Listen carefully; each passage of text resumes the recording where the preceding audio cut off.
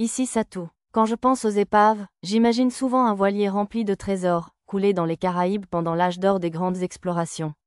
J'ai toujours trouvé l'image d'un navire à moitié enfoui au fond de l'océan assez romantique. Soyez en vie, mes amis. Le grand capitaine Ariza prend la mer. Vêtus de leurs plus beaux atours de pirates, Ariza et ses compagnons posaient au mât. Les yeux d'Ariza brillaient, même si l'un d'eux était caché par un cache-œil, et ses cheveux lilas flottaient sous son chapeau de pirate. C'était un costume de pirate assez rétro, avec une veste à manches longues, un pantalon blanc, un chemisier bouffant et même une rapière à la ceinture. Je m'attendais plutôt à un cosplay de « roi pirate », mais je crois que je me suis trompé sur ses goûts. Oui, monsieur. Oui, monsieur. Tama, avec ses cheveux blancs, sa queue et ses oreilles de félin, et Pochi, avec sa coupe courte brune et ses oreilles et sa queue de chien assortie, sautèrent toutes deux avec empressement en réponse à la déclaration d'Ariza. Elles étaient vêtues comme des laquais pirates, vêtues de chemises rayées à manches courtes et de pantalons trois quarts. Toutes deux étaient équipées d'épées courtes de pirates, même si, comme celle d'Ariza, il s'agissait de répliques ternes destinées uniquement au déguisement. Elles portaient toutes deux des cache-œils, mais si celui d'Ariza était réaliste, ceux de Tama et de Pochi avaient respectivement la forme mignonne d'une tête de chat et d'une tête de chien. « Maître, je vous ai apporté à boire. » Une voix apaisante annonça le retour de Lulu. Ses beaux cheveux noirs et ses yeux pouvaient couler une flotte entière, sans parler d'un seul navire. Sa tenue estivale et lumineuse de servante allait à merveille avec ses cheveux lisses et raides. Et Lulu n'était pas la seule à avoir émergé sur le pont. « Maître, nous avons aussi apporté des encas, je vous informe. » Nana, une blonde plantureuse, portait un panier rempli de chips à la main, les yeux pétillants malgré son air habituellement inexpressif. Depuis qu'elle avait acquis de nouvelles fonctions au village elfique, sa taille de bonnet semblait également avoir augmenté. Résultat, elle portait désormais un bonnet F, bien qu'elle n'ait pas encore 1 an. Je savais que c'était un homoncule artificiel, mais j'étais tout de même surprise de trouver une option pour la taille de poitrine dans le menu du bac de culture. J'imaginais qu'une croissance aussi soudaine serait probablement gênante pour elle, alors je m'étais retenue et avais choisi la plus petite augmentation possible. Je place la table ici, maître? Oui, c'est parfait. Merci, Lisa. La rousse Lisa, de la tribu des écailles oranges, sortit une table imposante du grand pack fée. Hormis les écailles oranges sur son cou et ses membres et sa queue reptilienne, elle ressemblait à une humaine ordinaire.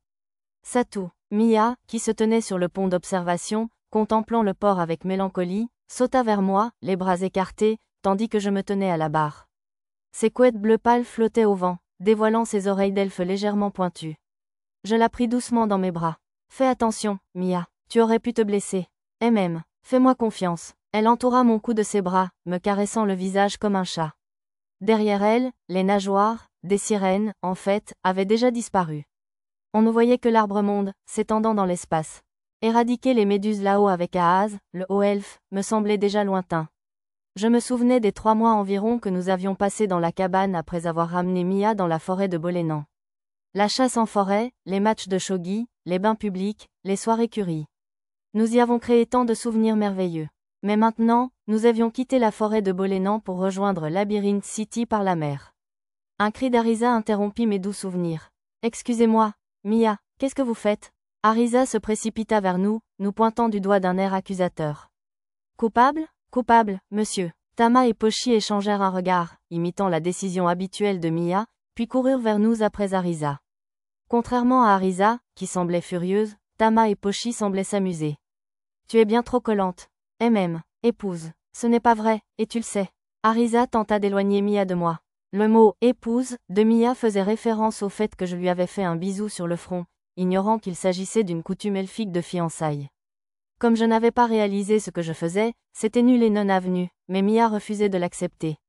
Je me doutais qu'elle abandonnerait bien assez tôt, alors j'avais décidé de ne pas la gronder pour son histoire d'épouse. Oublie tes histoires de front. Je l'ai embrassée sur la bouche. Satou. Mia fronça les sourcils. Ariza faisait probablement référence à cette première nuit après notre rencontre, quand elle s'était faufilée dans ma chambre et m'avait agressée. Embrasse-moi. Mia pinça les lèvres et pencha son visage vers le mien. Désolée, mais les petites filles ne m'intéressent pas. Bisous, moi, monsieur. Et, vous deux, arrêtez. Imitant Mia, Tama et Pochi grimpèrent sur le dos d'Ariza pour me faire pleuvoir des baisers sur le front et les joues. Les protestations d'Ariza, qui se servait de leur marchepied, tombèrent dans l'oreille d'un sourd. Les imitant à son tour, Mia cessa d'attendre et s'approcha pour m'embrasser elle-même. Attirée par la foule plus jeune, même Nana et Lulu s'approchèrent de moi. « Maître, Un baiser pour affirmer votre affection, je vous prie. Alors j'en veux un aussi, s'il vous plaît. Le visage inexpressif de Nana frappa le mien, tandis que les joues de Lulu virèrent au rouge vif lorsqu'elle déposa un rapide baiser sur ma joue, près de mes lèvres. Cela faisait longtemps que nous n'avions pas voyagé sans compagnie, alors elles étaient probablement un peu surexcitées. Toujours sérieuse, Lisa se tenait au garde à vous non loin de là, mais on aurait dit qu'elle voulait se joindre à nous. Lisa, je me sentais mal qu'elle soit la seule à être laissée de côté, alors je l'ai appelée et j'ai pointé ma joue du doigt. T'es très bien, si vous voulez bien excuser mon insolence. Lisa semblait anormalement nerveuse en se penchant pour m'embrasser la joue, ses oreilles devenant rouges vifs. Je supposais que le petit coup de langue chatouilleux sur mon lobe d'oreille en se retirant était une coutume de la tribu des écailles d'orange. Tous les membres de notre petit groupe avaient bien grandi pendant notre séjour dans la forêt de Bolénan. Depuis leur entraînement auprès de nos maîtres elfes, leurs aptitudes au combat avaient progressé, tout comme leur niveau, qui atteignait tout 20. S'ils avaient été de simples chevaliers, ils auraient probablement été assez forts pour être chefs d'escouade ou commandants. Les membres du groupe d'avant-garde avaient tous appris des compétences comme détournement et renforcement corporel, ils étaient donc plus forts et plus polyvalents que dans l'ancienne capitale. Malheureusement, Lisa était toujours la seule à avoir appris l'âme enchantée. Mais comme c'était une compétence rare que même de nombreux chevaliers de niveau 30 ou plus ne pouvaient utiliser, ce n'était la faute de personne. Quant à l'arrière-garde, Lulu apprit la compétence autodéfense, et bien qu'Arisa et Mia n'aient pas acquis de nouvelles compétences, leur magie semblait suffisamment puissante pour éliminer les voyous des rues sans sourciller. Mia apprit de la nouvelle magie spirituelle, et Arisa acquit un nouveau livre de sorts de magie spatiale. Les capacités de base de Nana avaient atteint le niveau de magie pratique intermédiaire, mais comme elle n'avait pas gagné de puissance magique supplémentaire, cela dépendrait de sa progression future. J'ai moi-même appris quelques techniques secrètes auprès des elfes, ce qui me permettait désormais de forger des métaux très performants, comme le mithril, aussi appelé argent des fées, le minerai écarlate, un métal très solide et résistant à la chaleur, l'acier véritable, dont la densité pouvait être ajustée par magie, le rendant potentiellement plus dur que le diamant, l'argent véritable, très propice à la magie et idéal pour les baguettes, les bâtons ou les outils magiques, et l'or des dieux, un métal précieux et polyvalent. Bien sûr, créer ces alliages magiques nécessitait une grande puissance magique, ainsi que de la pierre d'arbre sacré, une substance précieuse aussi connue sous le nom de pierre philosophale. Une petite quantité de pierre d'arbre sacré suffisait à produire une quantité relativement importante de métal. Cependant, comme seuls les elfes et moi disposions de suffisamment de pierre d'arbre sacré pour fabriquer de telles choses en grande quantité, je ne pouvais pas vraiment l'utiliser pour notre équipement et nos armures habituelles, à moins de vouloir faire une scène. Alors, maître, combien de temps faudra-t-il pour arriver à la cité du labyrinthe? Bonne question. Arisa et les autres étaient tout sourire, peut-être à cause de la fête d'amour de tout à l'heure. Arisa m'a dit qu'elle avait suffisamment refait sa réserve de maestrium. Le golem de proue à l'avant du navire, appelé épouvantail, s'occupait de la barre et des voiles, nous avions donc étendu une couverture sur le pont pour nous détendre. Il était également possible de diriger le navire manuellement, mais il semblait plus simple et plus sûr de laisser le golem s'en occuper. Au fait, au lieu de la statue de femme habituelle, notre figure de proue avait la forme d'un pingouin, conformément à la demande insistante de Mia. Il faudrait probablement un mois à un navire normal, répondis-je en consultant la carte. Hormis les dirigeables, à une vitesse de 8 à 16 km à l'heure, il serait préférable de supposer qu'il faudrait près d'un mois pour y arriver. Mais ce ne serait le cas que s'il s'agissait d'un navire normal. Maître, la couleur de la mer est différente devant, je vous signale. Cria Nana depuis la proue. Effectivement, une ligne en arc de cercle séparait cette partie de l'océan d'une section de couleurs différentes. D'après la carte, c'était la fin de la forêt de Bolénan.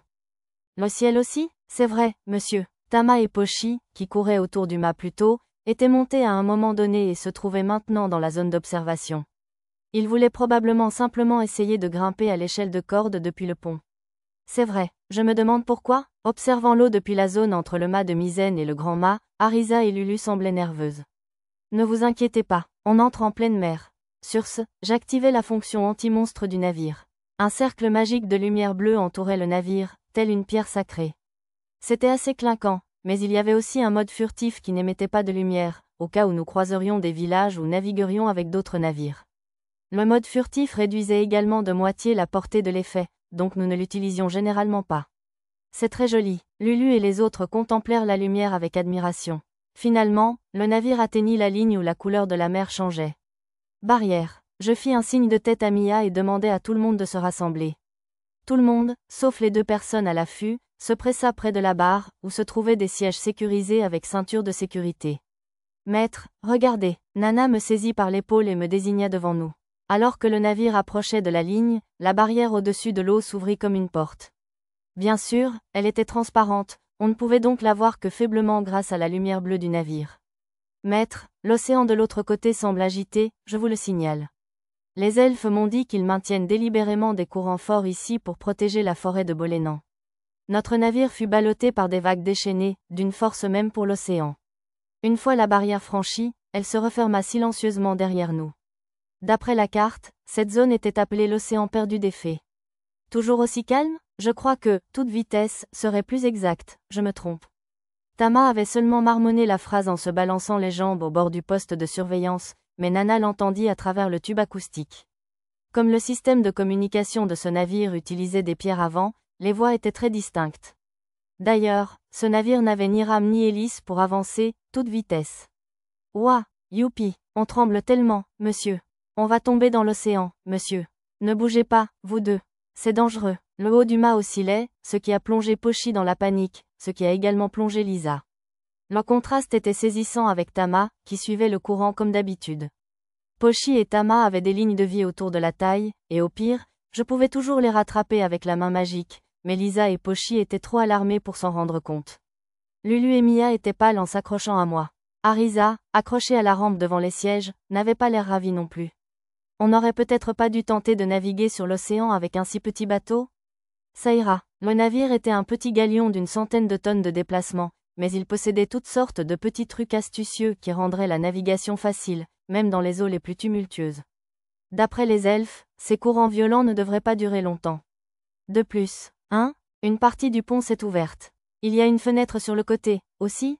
Le couvercle s'ouvrit dans un claquement régulier, suivi du ronronnement d'un moteur. Une sensation d'apesanteur nous enveloppa, atténuant le balancement des vagues. Juste au moment où cette sensation disparaissait complètement, Pochi, les yeux larmoyants, descendit l'échelle de corde depuis le poste de guet. Tama le suivit, et ensemble, ils atterrirent sur le pont. Il flotte. Maître, le navire flotte dans le ciel, je vous rapporte. Attendez, quoi? Le ciel? Arisa exprima sa surprise et courut se pencher par-dessus bord. Les autres enfants l'imitèrent, détachèrent leurs ceintures et se dispersèrent sur le pont. On volit, oui, notre vaisseau était un vaisseau volant équipé d'un moteur à puissance céleste intégré. Un brin suffisant, j'ai expliqué son fonctionnement à mes compagnons déconcertés. Tout ce qu'ils comprenaient, c'est que, ce vaisseau possède un appareil magique vraiment incroyable, mais ils étaient tous ravis qu'il ne tangue plus, alors ça me suffisait.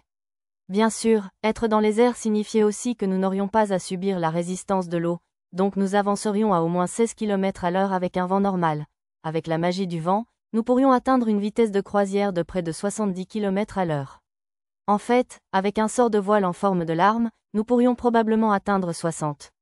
C'était peut-être lent pour un avion sur Terre, mais sachant que le destroyer Shimakase était réputé pour sa vitesse de 65 km/h, je dirais que c'était assez impressionnant pour un vaisseau comme le nôtre. On va aller plus haut? On peut voler jusqu'à 60 mètres au-dessus de l'eau. Ce moteur à réaction avait une puissance assez faible, ce qui empêchait le vaisseau de se déplacer aussi librement qu'un avion. Allez comprendre. Attendez, vous ne l'avez pas équipé d'un réacteur, n'est-ce pas? Non, bien sûr que non. Cela me fit sourire. Après tout, c'était censé être un voilier. Il restait encore beaucoup d'espace libre, et le navire était équipé d'un support standard pouvant théoriquement accueillir un gros moteur de dirigeable alimenté par de la pierre d'arbre sacrée ou un réacteur. Je pouvais donc facilement fabriquer un appareil magique de ce genre avec les réserves que j'avais. Cependant, je voulais avant tout donner l'impression d'un vrai voilier. J'aimais l'image des voiles captant le vent pour propulser le navire, qu'il s'agisse de vent réel ou de magie du vent. Alors que j'en discutais avec Arisa, Lisa lança un avertissement depuis l'avant. Maître, on dirait que le brouillard s'installe. Ouvrant la carte, je vérifiai notre position. Il n'y avait ni obstacle ni monstre devant, donc une légère perte de visibilité ne devrait pas être un problème. Quelque chose clochait à cet instant. Miaou? Tama, assise à la proue, les jambes ballantes, sembla ressentir la même chose. Regardant à travers les ouvertures de la voile, je vis ses oreilles se redresser. Soudain, le brouillard se dissipa et une lumière vive nous éclaira. Les vagues se calmèrent un peu, et même la température se réchauffa sous l'effet des rayons du soleil, assez chaude, en fait. En consultant ma carte, je vis que le nom de la zone avait changé, passant de l'océan perdu des fées aux îles des dragons des mers. Je sélectionnais « Rechercher sur toute la carte » dans le menu magique pour recueillir des informations sur cette nouvelle zone. Maître, que s'est-il passé? Ne vous inquiétez pas, la magie des elfes boléniens nous a envoyés très loin, c'est tout. C'était sans doute ce qu'il voulait dire quand il disait que la mer agitée ne durerait pas longtemps. J'expliquais la situation à Lisa et aux autres. N'ayant pas demandé de détails, ce n'était qu'une supposition, mais je pensais qu'il s'agissait du sort de l'océan vagabond, inscrit dans le livre de sorts des elfes. La forêt bolénienne était donc protégée par un sort similaire à celui de la forêt vagabonde qui dissimulait le magasin du vieux Spriggan dans l'ancienne capitale. Téléportation forcée? C'est assez dur. Sais-tu où nous sommes? Oui, ça va. On dirait que nous sommes dans les îles du Dragon des Mers, donc si on va vers le nord, on atteindra le royaume de Shiga. Après avoir expliqué cela, tout le monde parut enfin soulagé. Cette zone contournait un grand espace vide sur ma carte et était reliée au duché d'Ugosh. Il me fallait de toute façon installer d'autres plaques de saut pour le sort retour, afin que nous puissions longer les îles du Dragon des Mers vers le nord, pénétrer dans les eaux du duché d'Ugosh et filer vers l'ouest le long du continent. Les îles du Dragon des Mers étaient un archipel incurvé de près de 300 km, contenant plus d'une centaine d'îles de toutes formes et de toutes tailles. Toutes ces îles étaient inhabitées, il n'y avait donc pas un seul habitant. Il y avait cependant une multitude de monstres appelés « serpents de mer », près de 2000 au total, de niveau 30 en moyenne, le niveau 40 étant le maximum. Il y avait aussi quelques « serpents des profondeurs », de niveau supérieur à 50. Il y avait beaucoup de monstres de niveau 20 ou moins, mais ils semblaient tous vivre sur les îles ou à proximité. Il fait plutôt chaud, hein? Oui, vraiment. Maintenant qu'elle savait que nous n'étions pas en danger, Arisa et Lulu remarquèrent immédiatement la chaleur et commencèrent à s'éventer. Et si j'améliorais un peu la ventilation, alors? J'utilisais le dispositif magique de protection qui nous protégeait du vent, le réglant pour laisser passer une certaine quantité de brise. Je l'avais déjà complètement coupé pour éviter que le vent ne fouette les cheveux de tout le monde. Quelle bonne odeur, murmura Mia. C'est rafraîchissant. Quelle brise. Arisa et Mia laissèrent la brise les rafraîchir. Salée? La brise est douce, maintenant, monsieur. Tama et Pochi se léchèrent les babines, goûtant les embruns apportés par le vent. Shorzy était probablement la version de Pochi du mot « bord de mer » qu'elle avait entendu avant notre départ. Ah oui, je devrais aussi utiliser le sort anti-UV que j'ai inventé, je crois que je l'ai appelé protection solaire, pour qu'il ne prenne pas de coups de soleil. Maître, la lumière du soleil est devenue plus douce, je vous le signale. Nana remarqua le changement et me le rapporta d'un air sérieux. Je lui expliquai donc rapidement que c'était ma magie. Lisa plissait les yeux dans la brise, mais ses yeux s'écarquillèrent et elle se tourna vers moi. Maître, on devrait peut-être prendre plus de précautions pour surveiller les alentours. J'acquiesçai à la suggestion de Lisa. Bonne idée, je vous laisse faire. Comme nous venions d'entrer dans une nouvelle zone, peut-être verrions-nous quelque chose d'intéressant. Sur l'ordre de Lisa, Tama et Pochi remontèrent l'échelle de corde jusqu'au poste de surveillance et montèrent la garde d'en haut, tandis que Lisa scrutait l'avant avec une longue vue et que Nana surveillait l'arrière du navire. Un bateau dans l'eau? Elle a raison, monsieur. Il y a un gros bateau sous l'eau, monsieur. Alors que nous avancions vers le duché d'Ugosh, Tama et Pochi nous ont interpellés depuis le poste d'observation.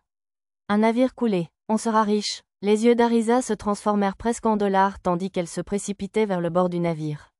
J'ai cru qu'elle allait continuer à avancer jusqu'à l'eau. Paniquer, c'est dangereux, je vous préviens. Danger. Nana et Mia tentèrent rapidement de calmer Arisa. Maître, on dirait un grand navire bleuâtre. Debout à côté de Lisa, je scrutais moi aussi l'eau. Sous la lumière étincelante du soleil qui se reflétait sur les vagues, je distinguais un énorme navire en contrebas. Sa coque était d'un bleu métallique, visible même à travers le bleu de l'eau, éclairé par la lumière. On dirait qu'il y a beaucoup de profondeur là-dessous. Il était difficile d'évaluer la distance à cause de la réfraction de la lumière à travers l'eau, alors j'ouvris ma carte pour en savoir plus. En termes de déplacement, le navire coulé était probablement 10 fois plus grand que le nôtre. Son pont supérieur avait environ 100 mètres de profondeur. Étonnamment, l'écran de réalité augmentée indiquait que la coque était en adamantite bleue, le même alliage que l'armure sacrée d'Ayato le héros. Si je l'avais trouvée avant d'aller au village elfique, j'aurais probablement été ravi, mais maintenant que je pouvais la fabriquer moi-même, ce n'était plus qu'un précieux trésor. Le plus simple aurait été de la déposer directement dans le stockage avec ma main magique, mais l'idée d'explorer un navire coulé semblait intéressante. Heureusement, il n'y avait aucun monstre mortellement venimeux ou assez puissant pour menacer mes compagnons. Les seules sources de danger possibles étaient les créatures au venin faible, comme les rascasses et les méduses, ou les poissons mordants comme les murènes et les serpents de mer. D'accord, explorons le navire coulé. Tout le monde applaudit. Pour ne pas abîmer notre équipement dans l'eau, j'ai opté pour des combinaisons du vide plutôt que des maillots de bain. J'aurais aimé voir des gens comme Nana et Lulu en maillot de bain, mais je devais prioriser leur sécurité. Épouvantail, active encre dimensionnelle. À mon ordre, le vaisseau s'est immobilisé dans un bruit métallique. Je ne voulais pas qu'il soit emporté par le vent pendant nos préparatifs, c'est pourquoi j'ai demandé au golem de figure de proue de s'en occuper. Encre dimensionnelle était une version simplifiée et plus efficace du sort de magie spatiale pile dimensionnelle, qui soutenait l'arbre-monde. La sexy Arisa est prête pour son gros plan. Sexy. Arisa et Mia sont sortis de la cabine, vêtues de combinaisons du vide ressemblant à des justocorps futuristes. Les combinaisons du vide étaient normalement portées avec des casques intégraux, mais comme ceux-ci flotteraient et nous empêcheraient de couler correctement, j'avais opté pour des lunettes de protection. Tellement doux, monsieur. Maître, je vous prie de bien vouloir soumettre votre évaluation. Les autres filles sortirent peu après. Vous êtes toutes superbes. Lulu semblait gênée par sa combinaison moulante. Ses joues étaient rouges vifs et elle gigotait timidement, ce qui était très mignon. Lulu, tu veux mettre ça par-dessus? Je me suis senti mal de la laisser comme ça, alors je lui ai offert un cardigan en tissu de plume d'eau utilisé par les nageoires.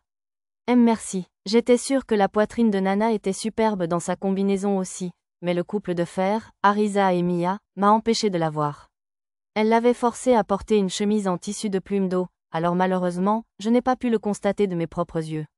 J'aurais aimé qu'elle me laisse au moins un aperçu avant de faire ça.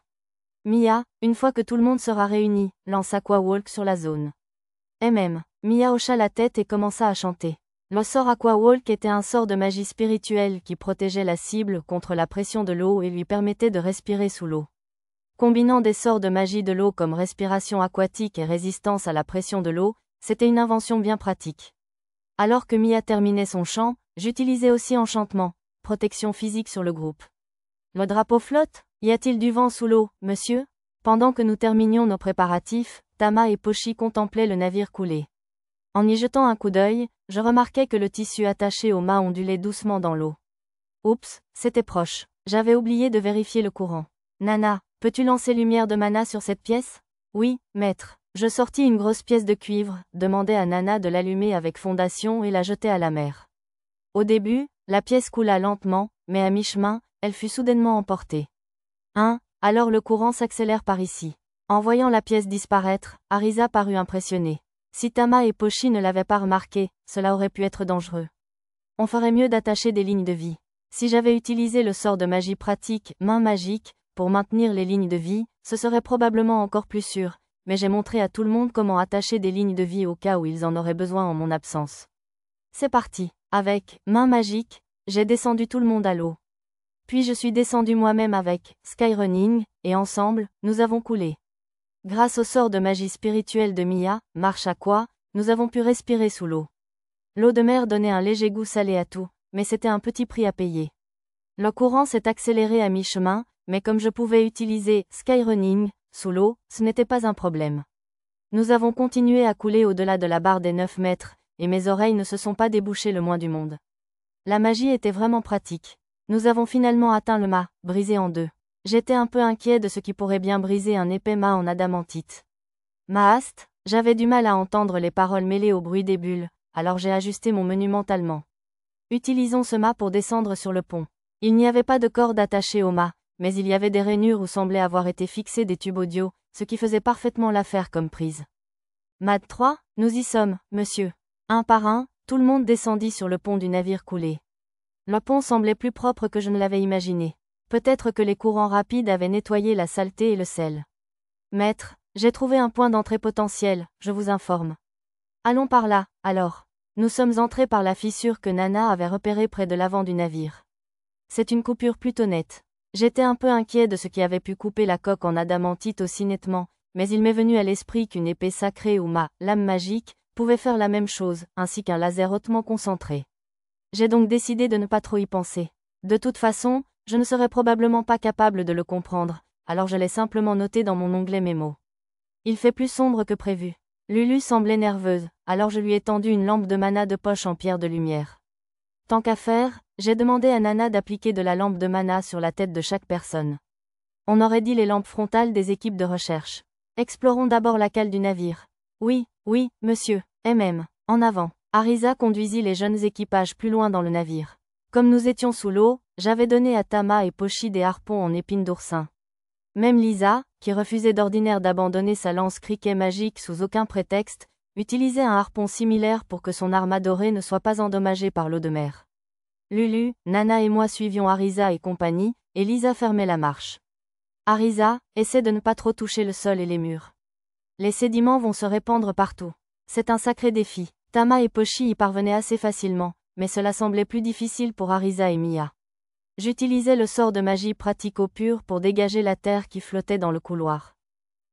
L'eau de mer s'est-elle transformée en eau douce? Tu as raison, la visibilité semble meilleure aussi. Arisa et Lisa regardèrent autour d'elles, surprises. À bien y penser, quand j'ai utilisé de l'eau pure pour préparer un bain en plein air près de la grande rivière du duché d'Ugosh, elle a cristallisé toutes les impuretés.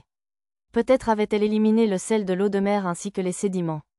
Après avoir exploré le navire, je devrais voir si je pouvais utiliser de l'eau pure pour séparer l'eau de mer en eau douce et en eau salée. J'avais beaucoup d'eau propre et mon sac de puits en stock, donc nous ne manquerions pas d'eau potable, mais l'idée a piqué ma curiosité. Des petits poissons? D'étranges créatures aussi, monsieur. Ce sont des hippocampes? Joli. Nous avons évité les matières flottantes et les petits poissons en avançant dans le passage. Il y avait des morceaux de coque en adamantite exposés un peu partout, et par endroits, des tuyaux métalliques rouillés couraient le long des murs et du plafond. La plupart se brisaient à mi-chemin, laissant une montagne de fragments de rouille. Je n'ai rien vu en bois. Contrairement à ce que je pensais, car il semblait relativement propre de l'extérieur, ce navire avait dû couler il y a bien longtemps. Un yard? Il est brillant et doré, monsieur. Qu'est-ce que vous croyez que c'est? Un vase? Les jeunes membres de l'équipage avaient trouvé quelque chose dans un coin du couloir. Une pieuvre? La pieuvre attaque, monsieur. Aïe, n'agitez pas ce harpon. Danger. Il semblait avoir agité une pieuvre qui vivait dans le vase doré, et celle-ci en est sortie et a attaqué Pochi. Pochi, lâche le harpon et utilise ton épée courte. Ouais, Pochi était en panique, mais les instructions de Lisa la ramenèrent à la raison et elle se libéra des tentacules de la pieuvre avec son épée courte. Je t'ai eu? La pieuvre lança un nuage d'encre et tenta de s'enfuir, mais Tama la transperça de son harpon. J'utilisais le sort de magie pratique, eau pure, pour nettoyer l'encre. Après quelques incidents similaires, nous arrivâmes à la cale du navire. Le filet attaché à la ceinture de Lisa contenait alors plusieurs espèces de poissons, tandis que celui de Tama était rempli de coquillages ramassés en chemin. Pochi transportait une pieuvre roulée. Nana et Lulu étaient chargés de transporter les objets de valeur. Des pièces d'or? Plein de coquillages, monsieur. Tout comme le couloir était enseveli sous des morceaux de métal rouillé, la cale du navire regorgeait de pièces d'or rouillées et d'autres richesses. Comme l'avait dit Pochi, des coquillages ressemblant à des crêtes de coq étaient collés à de nombreuses pièces. Pourquoi colle-t-il aux pièces et non au mur ou au sol? Bonne question. Peut-être y avait-il une sorte de magie anti-crustacée, ou une rune, intégrée au vaisseau. Maître, j'ai localisé un trésor par ici, je vous informe. Il y a aussi une armurerie à l'intérieur, maître. Comme il était inutile de regarder des armures rouillées, je suis allé voir le trésor que Nana avait trouvé avant de me rendre à l'armurerie que Lisa avait découverte. Oh, regardez tout cet or, cet argent et ces perles. Tellement scintillant, s'exclamèrent Arisa et Tama avec joie. Nana avait placé des lumières de mana dans toute la pièce, qui se reflétaient sur le trésor pour créer un effet magnifique. Plus loin à l'intérieur, il y avait des œuvres d'art comme des sculptures et même des peintures. C'est trop lumineux, monsieur. Lulu rigola. C'est vraiment éblouissant, n'est-ce pas? Pochi essaya de se frotter les yeux par-dessus ses lunettes, mais Lulu l'en empêcha en la serrant dans ses bras. Les lingots d'or, les céramiques, etc. étaient une chose, mais comment ces sculptures et peintures étaient-elles restées intactes? Fixées? Murmura Mia pensivement. Elle avait raison, le trésor dans la pièce était protégé par le sort fixation.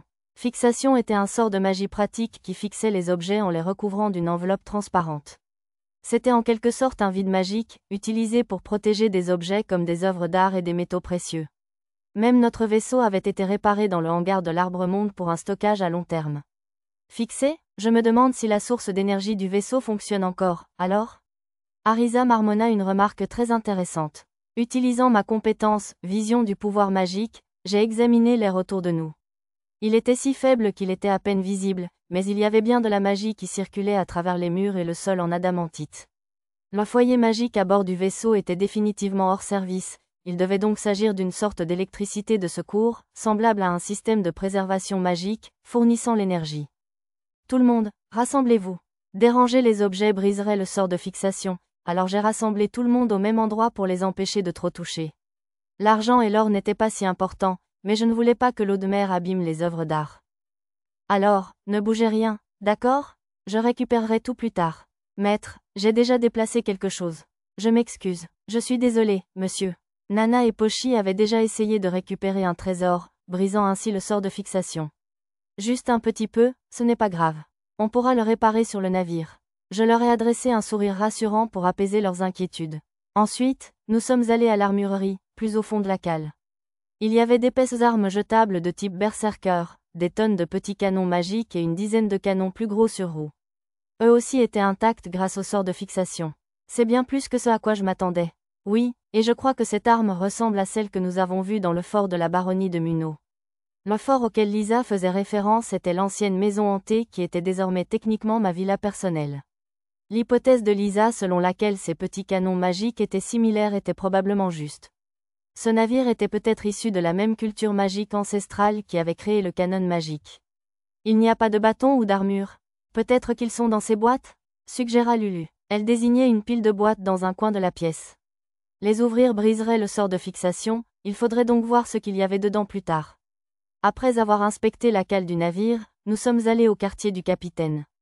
Il y a eu quelques incidents mineurs en chemin, mais nous sommes arrivés sans blessure grave. Une ou deux fois, il y a eu une glissade accidentelle, peut-être provoquée par un dieu lubrique, mais pour l'honneur de Nana et Lulu, je garderai ça pour moi. C'est une porte. Boum, Pochi peut passer par là, monsieur. La porte du capitaine était tordue sur ses gonds, mais Pochi a réussi à la franchir.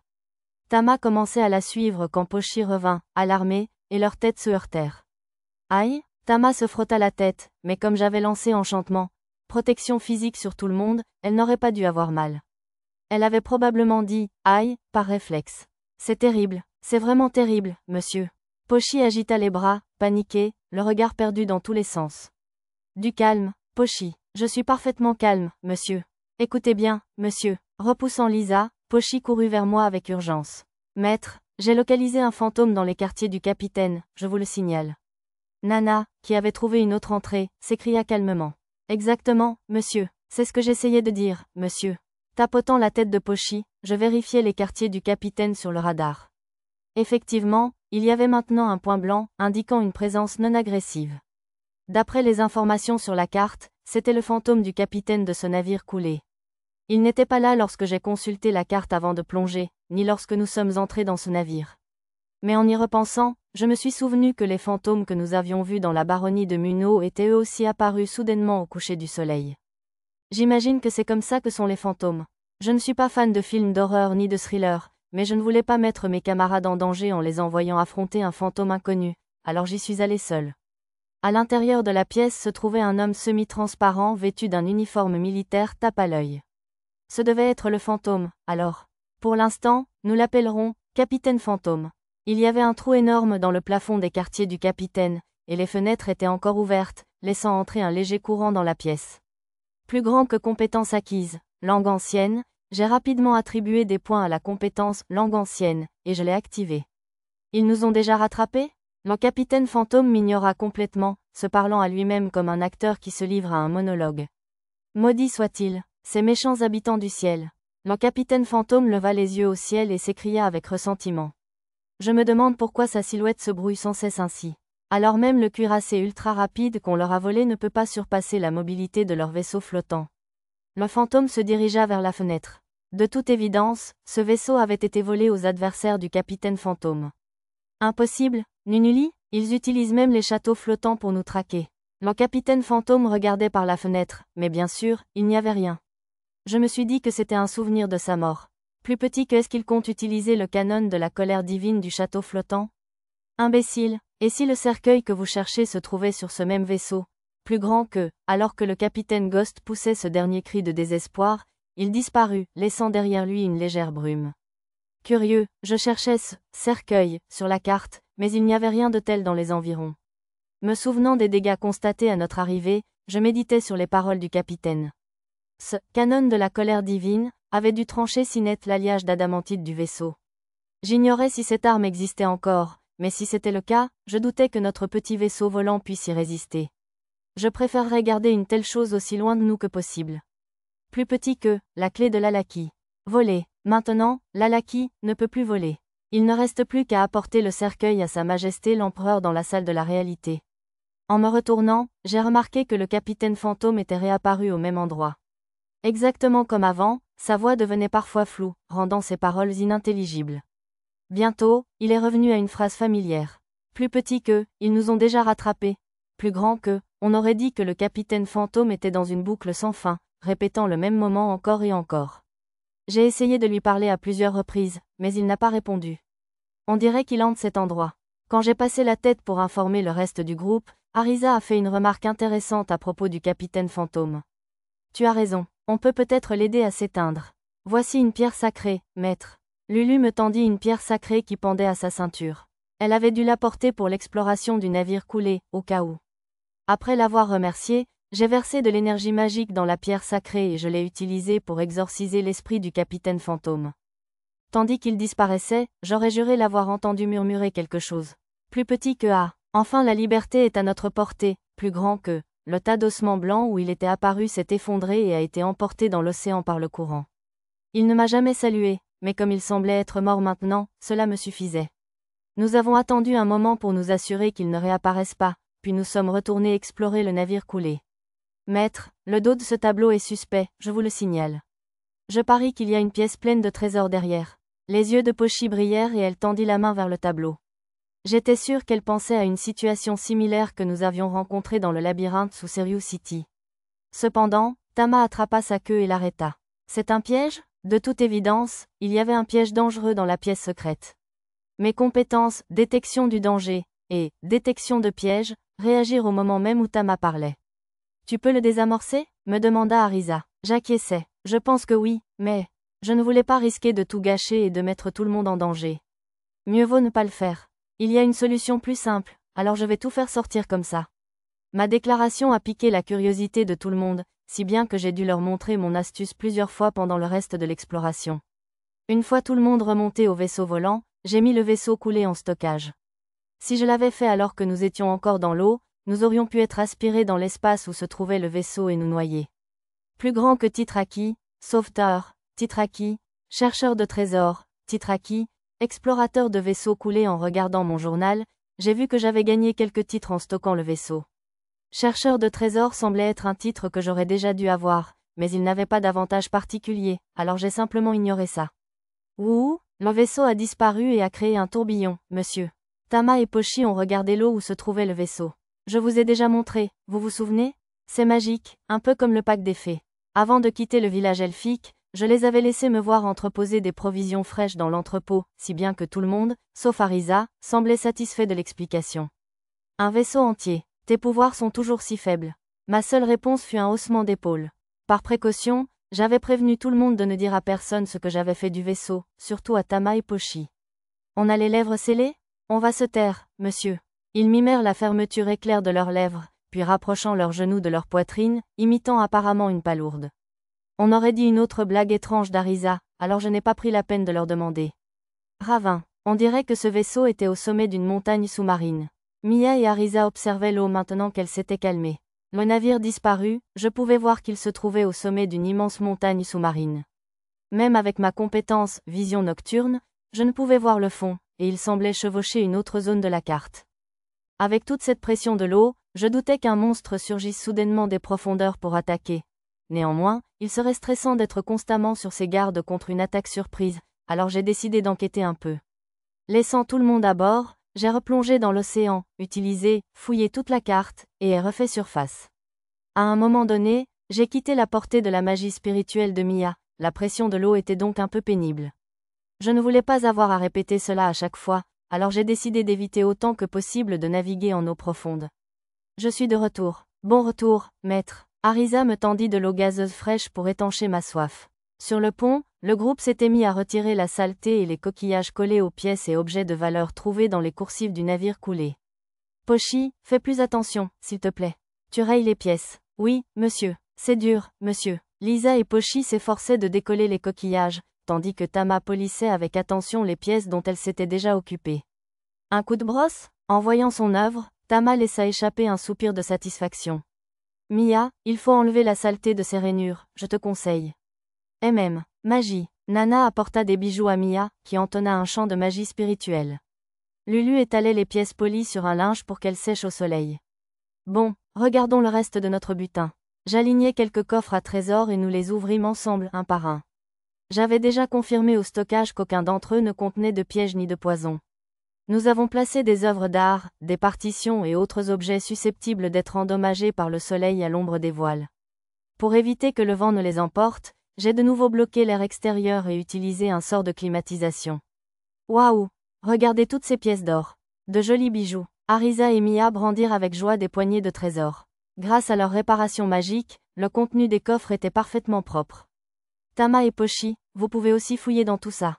Elles me regardaient toutes les deux en gigotant, elles attendaient probablement la permission. Youpi, Arisa, il y a de la viande, monsieur? Non, mais vous pourriez acheter assez de viande pour vous remplir le ventre avec une seule de ces pièces. Pour de vrai? C'est incroyable, monsieur. Nous avons donc commencé à trier paisiblement notre butin. Des partitions? Ce doivent être de très vieilles chansons. Mia se mit aussitôt à lire la partition d'un air sérieux. De toute évidence, ce sont les elfes qui avaient propagé les méthodes de partition à d'autres cultures, leur permettant ainsi de lire des partitions de n'importe où. Quel magnifique collier! Lulu fixait avec envie un rang de grosses perles. Il faut trouver quelque chose d'encore plus mignon, je propose. Nana fouilla dans les boîtes à bijoux, plus intéressée par la beauté que par l'argent. Maître, il y a des armes dans ces boîtes. Ça fait beaucoup d'arcs et de rapières. Il n'y a pas de flèches? J'ai bien peur que non. J'ai coché toutes les cases, mais il n'y en avait aucune. Tu les as déjà toutes cochées? C'était rapide, Lisa. Il n'y avait pas de corde d'arc non plus? J'ai pris un des arcs non armés. Oh! J'ai senti une infime partie de ma puissance magique être aspirée par l'arc, comme lorsque j'appuyais sur la détente d'un pistolet magique, et l'arc s'est transformé, doté d'une corde transparente. De toute évidence, c'était un arc magique. En tirant sur la corde, j'ai senti une plus grande quantité de magie être siphonnée, et une flèche transparente est apparue, identique à la corde. À en juger par la sensation de l'arc, il avait probablement été fabriqué à moindre coût grâce à la magie pratique. Il ne faut pas beaucoup de force pour tirer sur la corde, n'est-ce pas? Apparemment, même Arisa, physiquement inapte, pouvait utiliser ses arcs magiques. La gravité ne semble pas l'affecter, mais il n'est pas facile d'atteindre une cible non plus. Et il consomme beaucoup de puissance magique, aussi. Après un tir d'essai, Arisa a partagé ses impressions. On dirait qu'il est aussi puissant que les lances de fondation de Nana. Oui, maître. S'il était aussi puissant que les lances de Nana, cela signifiait qu'il était plus puissant que nos bâtons de feu et de foudre. Il y avait une 50aine de ces arcs magiques, alors j'ai décidé d'en laisser au moins un à Mia et Arisa pour l'instant. Qu'est-ce que tu crois que c'est? Les rapières étaient magiques aussi, mais y mettre de la magie ne faisait que les faire scintiller inutilement, ce n'étaient donc pas des armes très utiles. Quand j'en ai donné un coup, un bruit de vroom digne d'un jeu d'action a retenti et des traînées de lumière ont flotté dans l'air. On dirait un jouet des Rangers Mementider. Trop cool? Génial, monsieur. Les épées scintillantes ont fait un tabac auprès des enfants, qui les agitaient dans tous les sens et prenaient des poses ridicules. Il y avait aussi des tonnes de ces épées jouets, alors je les ai laissés en mettre une chacune dans leur coffret fait. Et ces anneaux? C'étaient tous des anneaux magiques activés par la magie. Waouh! Qu'est-ce qui se passe avec celui-là? S'est exclamé Arisa après avoir mis de la magie dans une bague en topaze. Un cercle magique apparut devant l'anneau et commença à produire des stalagmites, qui fusèrent vers moi avec une telle force qu'elles auraient pu transpercer mon bouclier. Il consomme toute ma magie, donc ce ne serait pas très facile à utiliser. Arisa me tendit l'anneau, et je l'inspectais. D'après ce que je pouvais en juger, il pouvait être chargé de magie à l'avance et volerait ensuite juste assez de magie à l'utilisateur pour appuyer sur la gâchette une fois activé. Si même Arisa, qui avait plus de magie que la plupart des gens, avait utilisé toute sa magie juste pour déclencher l'effet, ce devait être un outil magique incroyablement inefficace.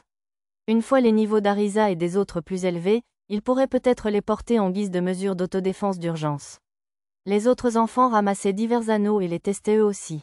Quoi, ça a fait un bouclier. Celui-ci produit des lances de pierre. Maître, des lances de glace sont apparues, je le déclare. L'anneau de sardoine de Lulu produisait un sort de bouclier magique pratique, l'anneau d'onyx de Lisa créait des lances semblables à de l'obsidienne noire, et l'anneau d'Egmarine de Nana créait des lances de glace qui flottaient dans les airs. Ces lances volaient dans la direction indiquée par Nana. Leur portée était d'environ 45 mètres et leur puissance était presque équivalente à celle d'un sort de glaçon classique. Porter plusieurs anneaux à la fois semblait les faire interférer les uns avec les autres et rendre leurs effets difficiles à produire. J'ai pu en porter 10 et les activer tous simultanément, mais c'était probablement grâce à ma compétence « manipulation magique ». Il y avait aussi beaucoup d'autres anneaux, mais aucun anneau de translation ni de déplacement sous-marin. N'y a-t-il pas de livre de sorts? Arisa semblait pleine d'espoir, mais je dus secouer la tête. Il y a des cartes terrestres et maritimes, et des rapports sur certains outils magiques, mais pas de livre de sorts. Les cartes couvraient une étendue plus vaste que la mienne, mais beaucoup de frontières et de noms de lieux importants étaient différents. Les seuls qui semblaient identiques étaient la vallée des dragons et des territoires elfiques comme la forêt de Bolénan. Que pensez-vous que signifient ces lignes pointillées de couleurs différentes sur la carte marine? Il y a Nunuli, Nenlier, etc. Si ce que disait le capitaine Fantôme était vrai, alors il s'agissait probablement des routes des châteaux flottants. Ne serait-ce pas de Nenlier que viennent ces anciens manuscrits que tu as trouvés à la sombre vente aux enchères? Les mots d'Arisa me rafraîchirent la mémoire. Personne dans l'ancienne capitale ne savait lire le langage ancien, alors j'avais prévu de me renseigner au village des elfes, mais j'avais complètement oublié. Comme j'avais appris la compétence « langage ancien » sur le navire coulé, je pouvais enfin lire ces manuscrits plus tard. Soudain, un adorable grognement sortit du ventre d'Arisa. Je suppose qu'il était presque l'heure du déjeuner. Ah, c'était vraiment de bons takoyaki. Lulu rougit au compliment d'Arisa. C'est seulement parce que le poulpe était si frais.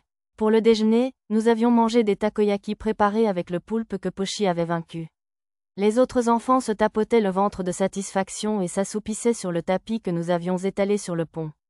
Mia n'avait pas fini son poulpe, mais Tama et Pochi étaient ravis de le manger pour elle. Le poisson était bon aussi. Lulu sourit joyeusement, laissant échapper un léger soupir de contentement. Les takoyaki à eux seuls n'auraient pas suffi, alors nous avons fait bouillir et griller des rascasses, des langoustines et d'autres poissons que nous avions pêchés dans le navire coulé. Oui, ils étaient juste ce qu'il fallait de sel. Le poisson bouilli au soja était délicieux aussi, je vous assure. Lisa et Nana semblaient ravis. On va faire des sashimi et des sushis bientôt aussi. Oui, s'exclama Lulu. J'ai hâte. Les autres enfants reprirent avec enthousiasme. Arisa était la seule à savoir ce qu'étaient les sushis, mais il devait se douter que c'était un mets délicieux.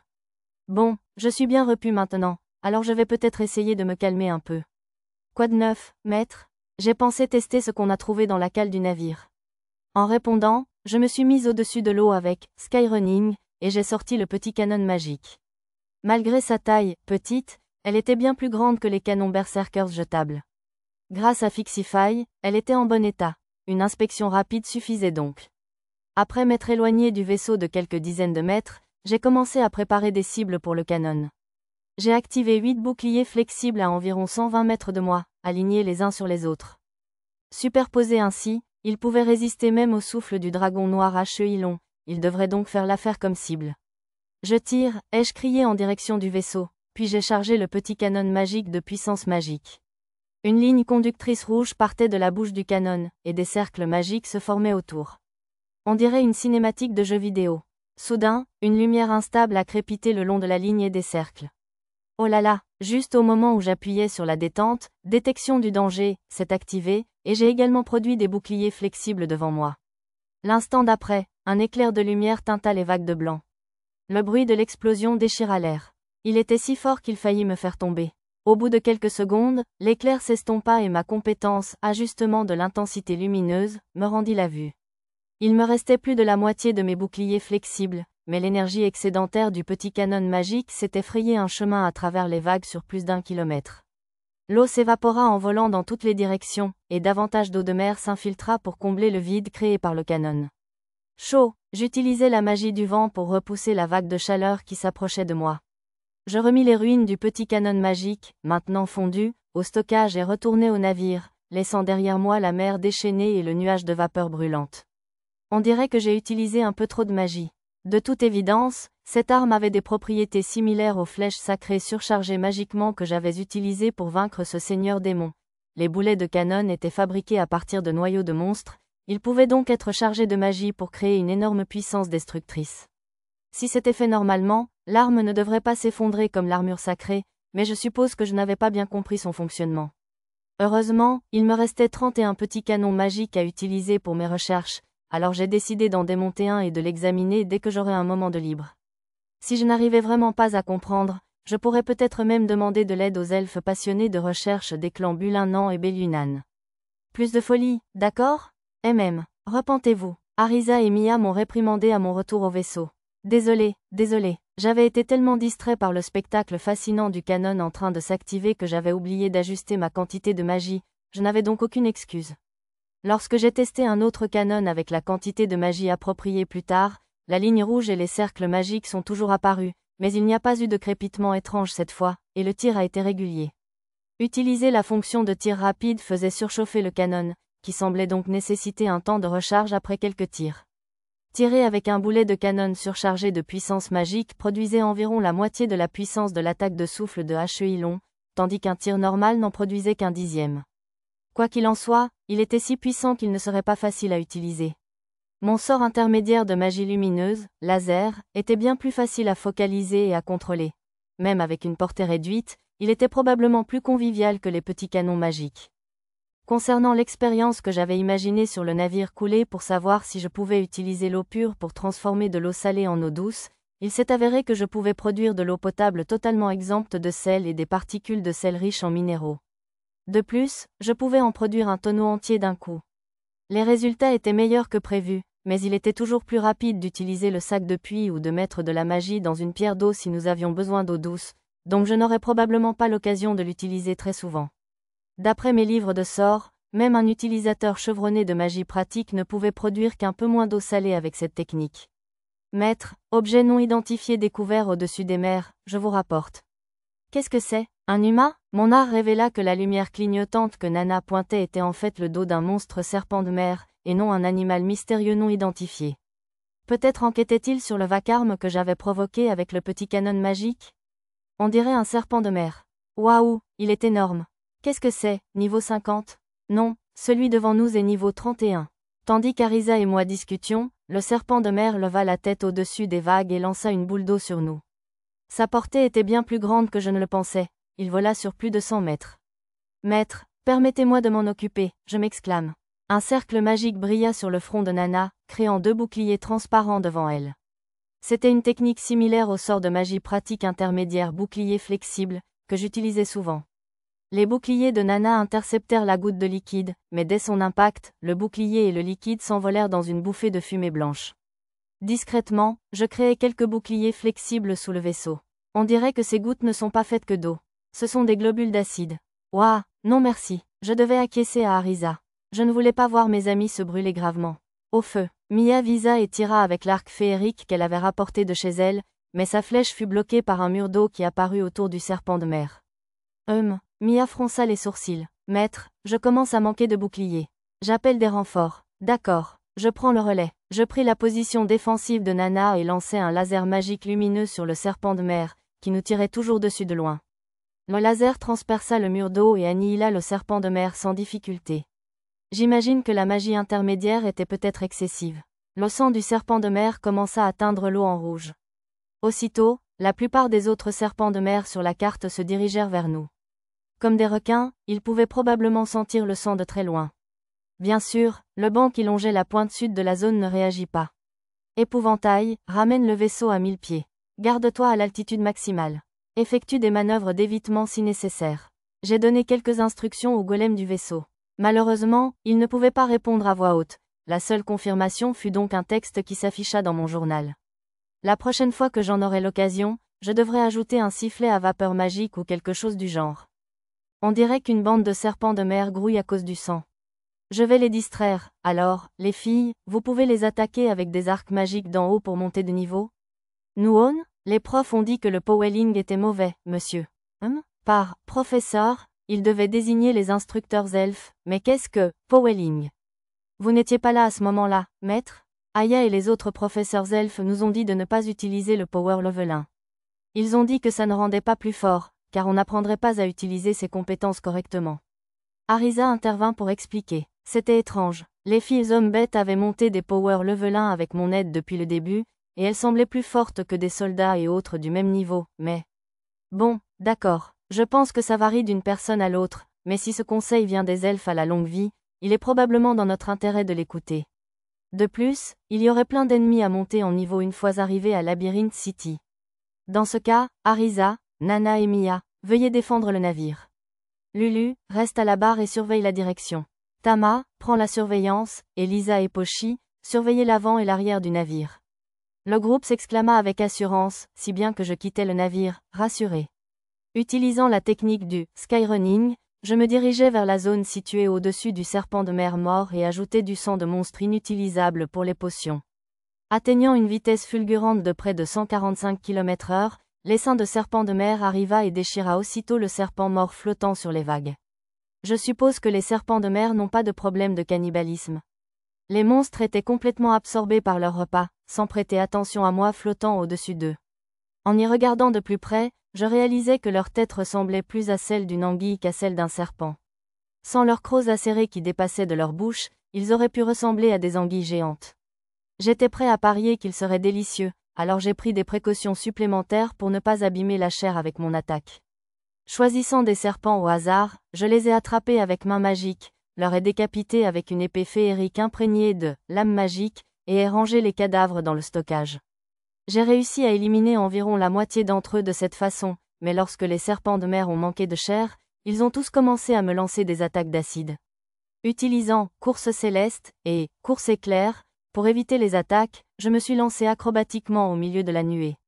Au début, j'ai continué à leur trancher la tête avec mon épée féerique, mais cela a commencé à devenir pénible dans le feu de l'action, alors j'ai fini par mettre lame magique directement sur mes mains et les ai repoussés de cette façon. Ce n'était pas l'utilisation la plus efficace de la magie, mais vu la quantité que j'avais en réserve, ce n'était pas si grave. Tandis que je dépeçais les serpents de mer, je déposais rapidement les corps dans la réserve, l'un après l'autre, pour éviter qu'ils ne soient dévorés par les autres. Oh, c'est l'heure du grand jeu, hein? Un serpent des profondeurs de niveau 56 émergea des profondeurs, sa gueule béante. Il semblait déterminé à m'engloutir, alors je sautai droit dans sa gueule, puis pivotai de tout mon corps, épée à la main, et lui coupai la tête de l'intérieur. Quelques autres serpents des profondeurs nous attaquèrent, alors je les traquai un par un. Finalement, les derniers serpents de mer prirent la fuite, et la bataille fut gagnée. Je ne voulais pas laisser la mer dans cet état, alors je stockais les parties les plus sanglantes de l'eau dans la réserve jusqu'à ce qu'elle se soit éclaircie à un niveau raisonnable avant de retourner au navire. Tu es plus puissant que jamais. J'ai haussé les épaules en direction d'Arisa, puis j'ai tendu à Lulu une grosse tranche de serpent de mer dont j'avais retiré le sang pendant la bataille. Ma lampe spirituelle était à fond, donc les miasmes dangereux de la viande auraient dû être dilués à un niveau acceptable. Ça n'a pas l'air toxique. Tu veux essayer d'en cuisiner un échantillon? Bien sûr, je le grille dans de la sauce soja? Lulu avait déjà un couteau de cuisine en mithril en main. Ça a l'air bon. Puisque nous voulons d'abord voir le goût, pourriez-vous en griller un morceau nature, s'il vous plaît? Sur ce, je me suis retiré dans les quartiers du capitaine, sur la dunette, pour me changer. J'avais utilisé la magie pratique pour nettoyer la crasse et l'eau de mer du combat, mais enfiler des vêtements propres, c'est tout simplement plus propre. Ça sent bon. Ouais, le renifler me donne une sensation de légèreté, monsieur. De retour sur la terrasse, Lulu cuisinait sur l'ustensile magique du four, et Tama et Pochi rôdaient autour, baveux. Les autres enfants semblaient impatients de goûter aussi. Maître, pourriez-vous goûter d'abord, s'il vous plaît? Merci, Lulu. J'ai commencé par le morceau grillé nature. D'abord, une bouchée salée. Oui, c'était délicieux. Malgré sa grosseur, il avait un goût de congre. Lulu avait soigneusement retiré les petites arêtes, donc c'était un jeu d'enfant. Ensuite, j'ai ajouté un peu de citron et j'ai repris une bouchée. Ça irait parfaitement avec du saké sec. Enfin, j'ai goûté un morceau grillé à la sauce soja, accompagné d'une sauce épaisse. La sauce sucrée mettait magnifiquement en valeur la chair légère et feuilletée. Avec du riz blanc, j'en mangerais probablement tellement que je serais incapable de bouger. C'est délicieux, Lulu. Merci beaucoup. Le sourire radieux de Lulu aurait pu faire fleurir un champ de fleurs. Vous devriez essayer ça aussi. Sur ce, les filles se sont précipitées pour goûter au serpent de mer grillé. Même Mia, qui n'aimait pas la viande en général, semblait apprécier le poisson grillé nature au citron. On dirait qu'on aura du serpent de mer ce soir. Une bonne partie du corps du serpent de mer était comestible, donc même en le grillant, en le rôtissant ou en le faisant frire tous les soirs, il nous faudrait probablement 15 jours pour en finir un seul. Sa tête serait peut-être aussi délicieuse grillée, alors il faudrait que j'essaie un de ces jours. 12 navires? 13, monsieur. Vraiment? J'entendis Tama et Pochi discuter au poste d'observation. Ils comptaient probablement le nombre de navires coulés que j'avais récemment récupérés. Nous remontions les archipels vers le nord, ramassant des épaves au fur et à mesure. Nous en avions assez d'explorer les épaves avec le premier, alors chaque fois que nous en trouvions un autre, je le rangeais sans poser de questions. Dans cette zone, nous en trouvions un tous les 2 kilomètres, mais il semblait y en avoir encore plus loin. Encore un en bois, hein? Murmura Arisa. Environ 20% sont en métal, je vous informe. Hormis le cuirassé d'adamantite que nous avions trouvé en premier, nous n'avions croisé que 2 navires métalliques, tous 2 des destroyers magiques en alliage de mithril de l'Empire Flux. Les autres étaient tous en bois, principalement des caracs et des caravelles à phoques du royaume de Shiga, avec quelques galères d'origine inconnue. C'étaient tous d'énormes vaisseaux, pesant entre 3 et 500 tonnes, et la plupart étaient équipés de canons magiques de différentes tailles, de lance-lances de la Fondation, etc. Environ la moitié d'entre eux disposaient également d'un fourneau magique. La plupart des fourneaux magiques pourraient probablement être utilisés avec quelques réparations, mais ils seraient loin d'être aussi puissants que mes sources d'énergie magique de pierre d'arbre sacré, malgré leur taille, et ils resteraient donc probablement en stock. Bon, je pense que ça devrait suffire. Comme j'avais le temps, je bricolais un des petits canons magiques réparés en stock pour le rendre à nouveau utilisable. Les lance-lances de la Fondation ressemblaient à des lances-harpons, mais aucun n'avait été réparé. Il me faudrait donc effectuer quelques travaux de maintenance dans les prochains jours avant de pouvoir en tester un. Je souhaite faire un essai, je vous prie. Bien sûr, visez ce rocher là-bas. Je stabilisais le vaisseau et laissais Nana essayer le canon magique. Une version plus grande était fréquemment utilisée dans les tours anti-dragons de Serious City. C'était l'équivalent d'une arme, une bâtonnette de feu ou de tonnerre. Normalement, il était alimenté par la puissance magique d'un cœur de cité ou d'un fourneau magique, mais le moteur en pierre d'arbre sacré de ce vaisseau ne produisait pas beaucoup de magie supplémentaire, alors je l'alimentais moi-même. Je ne l'avais pas surchargé cette fois, donc ça devrait aller. Si nous devions utiliser des armes à bord de ce vaisseau, il vaudrait peut-être mieux troquer le moteur en pierre d'arbre sacré contre un plus puissant, après tout. Je tire, je déclare. Nana appuya sur la détente. Le souffle qui jaillit du canon ressemblait à la boule de feu d'un mage ordinaire, mais en beaucoup plus grande. Elle toucha l'eau près du rocher, provoquant une énorme éclaboussure. Bien que leurs noms soient similaires, le petit pistolet magique semblait bien moins puissant que le petit canon magique. C'est plus puissant que je ne le pensais. Environ 5 fois la puissance d'un bâtonnet de feu, peut-être? Un peu plus. Mia avait probablement raison. Pour être précis, je dirais qu'il était environ 7 fois plus puissant. Le tir rapide est aussi possible, je vous informe. Nana tira 5 fois de plus, après quoi le corps de l'arme devint brûlant, et je lui demandai d'arrêter le test. On pourrait peut-être s'en servir pour éliminer les monstres lors de nos voyages? Ça ne marchera pas. Peut-être que si elle était alimentée en énergie magique par le vaisseau, cependant. Pendant que Nana testait, Arisa avait tenté d'en charger une autre, mais elle avait abandonné.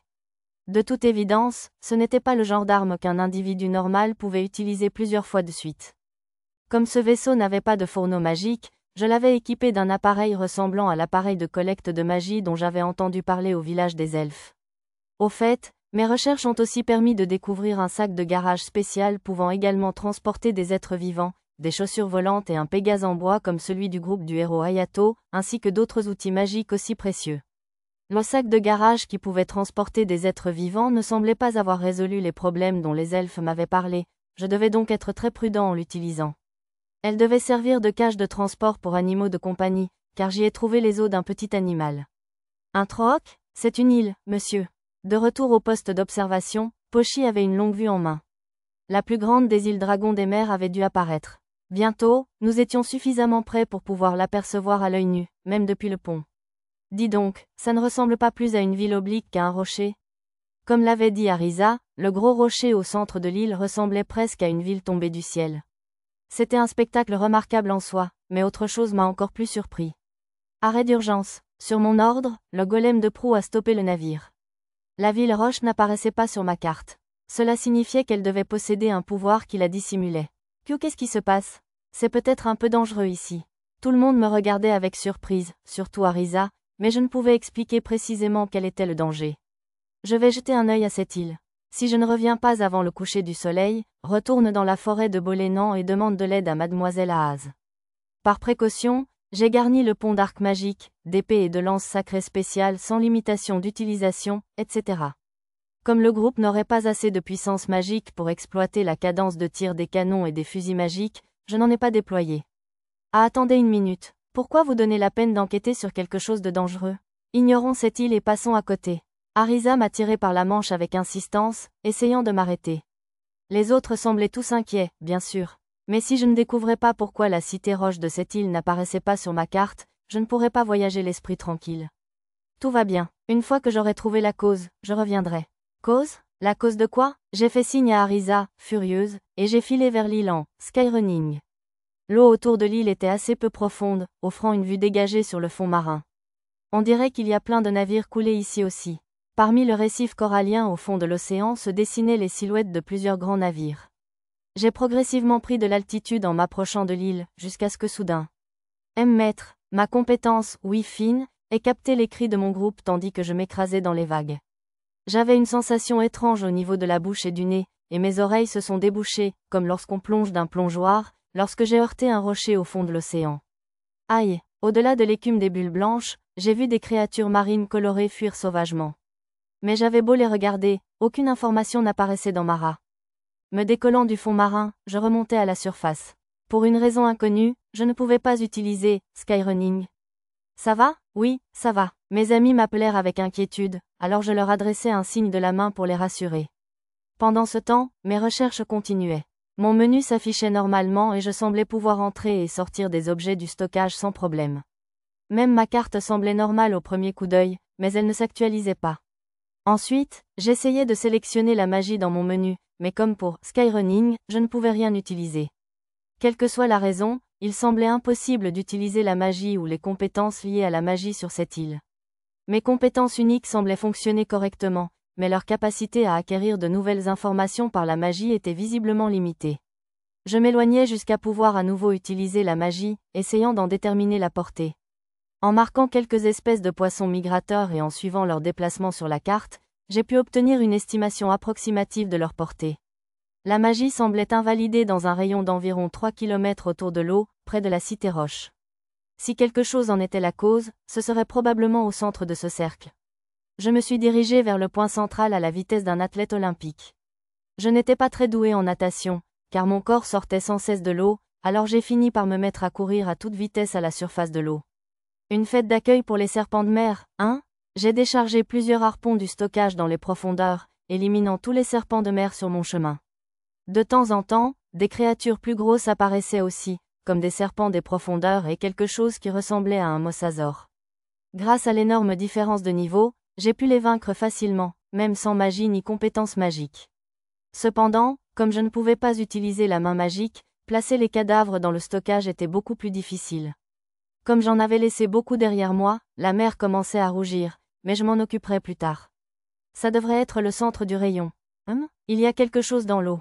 Au fond de l'océan, j'ai aperçu quelque chose qui ressemblait à un sanctuaire entouré de piliers de pierre grecque. Une fois les monstres écartés, j'ai plongé pour enquêter. M'approvisionnant occasionnellement en oxygène frais grâce à mon stockage, j'ai exploré le sanctuaire sous-marin. Il y avait une inscription sur les murs, apparemment en langue ancienne. Le château flottant de NONOLIE est tombé dans notre piège dévorant.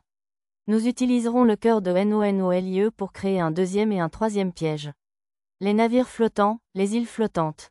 Et enfin, la capitale des hommes du ciel, LALAKIE. Nous les ramènerons tous sur terre. La liberté sera à notre portée. La dernière phrase était écrite d'un étrange gribouillage, le rouge tachant les rainures des lettres gravées. Cela dégageait une impression de folie. C'était probablement un piège tendu par le capitaine fantôme. Les nombreux navires coulés près de cette zone devaient être pris au piège de la magie.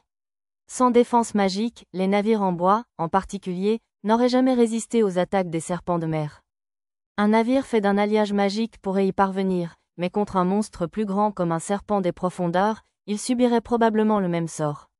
Je trouvai un escalier descendant et le suivis jusqu'à une caverne souterraine. Je nageais le long d'une pente bordée de dalles de pierre blanche qui ressemblaient à des cercueils. J'eus l'impression d'avoir erré dans un cimetière. Des cheveux blancs? Du coin de l'œil, je crus apercevoir une femme allongée sur l'une des dalles. Un frisson glacial me parcourut l'échine tandis que je me retournais pour lui faire face. Je crois que je l'ai imaginé. Il n'y avait personne. S'il y en avait eu un, je l'aurais sûrement remarqué en passant. Depuis mon arrivée dans ce monde, je pensais que rencontrer des fantômes, des rois morts-vivants et autres m'avaient habitué au surnaturel, mais je suppose que je supportais mal cette atmosphère mortelle. Arrivé au bout de la pente, j'ai aperçu un espace ouvert avec un énorme rocher noir de géant fouillis en son centre. Un cercle magique émanait du rocher noir. Cela devait créer l'espace d'annulation de magie.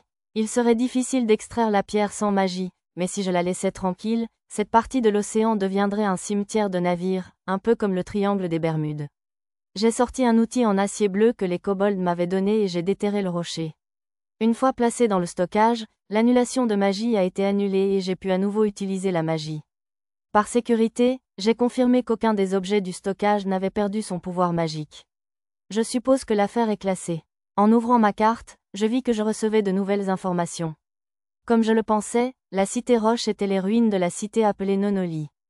Après avoir éliminé tous les monstres puissants de la zone, je retournai auprès de mes camarades à bord du navire. Terre ou, monsieur, le navire était arrivé sur la plage d'une crique de l'île de la Cité-Roche, où j'activais l'ancre dimensionnelle pour le maintenir en place. Je descendis la passerelle jusqu'à la plage, et tout le monde débarqua joyeusement, les petits-enfants en tête. Il y a des monstres et d'autres créatures dangereuses dans la forêt et au-delà des falaises, alors ne vous éloignez pas trop. Je suis descendu sur le sable en criant l'alarme. Des débris de navires coulés jonchaient le rivage. J'ai contemplé le tout d'un air absent en installant un parasol près du drap que Lisa et Lulu avaient étalé. Le soleil était fort, si intense que mes yeux se reflétaient sur le sable. J'ai distribué des gourdes pour éviter toute insolation. Oh, c'est bon et frais. Du pétillant? C'est pétillant, monsieur. Des oranges. Les plus jeunes m'ont remercié et sont partis jouer au bord de l'eau. Je les ai suivis, les plus grands à la remorque. On ne peut pas venir à la plage sans y tremper un peu les orteils. Sympa. C'est bizarre? C'est incroyable, monsieur. Il y a du sable qui bouge entre mes orteils, monsieur. Arisa ôta ses chaussures, et le reste des jeunes de l'équipage l'imita bientôt, gambadant au bord de l'eau. Il y a un corps étranger dans le sable, à mon avis. Un coquillage, peut-être? Non, on dirait une sorte de bijou rouillé. Les plus âgés avaient trouvé un débris flottant provenant d'un des navires coulés. De l'or? J'ai trouvé une jolie pierre, monsieur. Aigues marines. Après avoir ramassé des coquillages, le groupe se mit à fouiller la plage à la recherche d'un trésor. Arisa entraîna Lulu vers des tonneaux échoués sur le rivage. Tonneaux. Pour une raison inconnue, Arisa marmonnait « tonneaux » en ricanant. C'était probablement une blague tirée d'un jeu vidéo ou d'une série animée. Celui-ci sans l'alcool. Certains des tonneaux les plus résistants avaient encore leur contenu intact. Il y en avait de toutes sortes, y compris une poignée contenant de la nourriture, des boissons ou de l'alcool encore utilisables. Malheureusement, Burke, Bébou, les filles plus âgées semblaient inquiètes, alors j'ai essayé de les rassurer le plus gentiment possible. Je n'étais pas trop inquiet des monstres ni d'autres choses que je pouvais détecter à l'avance, mais je ne voulais pas risquer de les exposer à des glissements de terrain, des chutes de pierre ou ce genre de choses. Et je vais mettre une ardoise de retour ici, comme ça je pourrai revenir quand je veux. Le trio semblait toujours inquiet, alors je leur ai montré une ardoise de retour, et elles ont finalement souri de soulagement. Ça suffit pour le moment. J'avais utilisé la course aérienne pour faire le tour de l'île, ramassant au passage des trésors sur les navires coulés. La plupart des navires étaient en assez mauvais état, alors je les ai remis à l'eau pour servir de récif à poissons une fois le trésor et les autres restes récupérés. Certains navires avaient tellement pourri qu'ils avaient complètement perdu leur forme, se transformant en tas de ferraille, avec parfois des trésors enfouis.